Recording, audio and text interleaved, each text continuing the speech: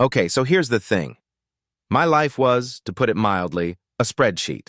Excel formulas were my best friends. My biggest risk, picking the wrong color sticky note.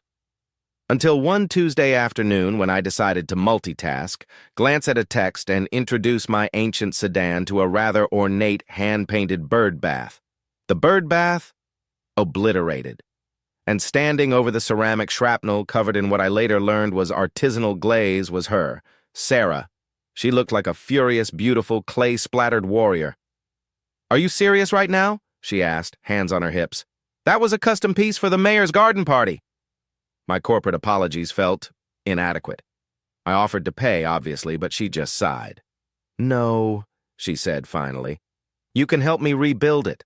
And that's how I, a man whose hands knew only keyboards, ended up in a pottery studio covered in clay trying to wedge. It was a disaster. I was terrible. She'd sigh, sometimes laugh, then patiently show me again. We spent evenings, weekends. I learned about glazes, kiln temperatures, and how surprisingly calming the wheel could be. We argued about music, debated the merits of abstract art, and shared terrible takeout. There was this one night I accidentally knocked over a shelf of tiny, delicate figurines, her entire collection of miniature gnomes. I just froze. She stared. Then she just burst out laughing, a full belly laugh, and said, "Okay, gnome killer, time for a break."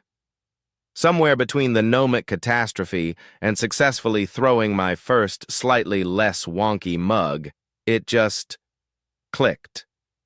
I wasn't just fixing a bird bath anymore. I was looking forward to seeing her. I was thinking about her when I was back at my beige desk. One evening, as we put the final touches on the new bird bath, which, by the way, was way cooler than the original, I just looked at her. Her face smudged with paint, a tiny clay flake in her hair. "You know," I said, "I think I kind of like being covered in clay more than I like spreadsheets." She just smiled, that mischievous smile that melts you, and wiped a smudge of paint off my nose. "Yeah," she whispered. "I kind of figured.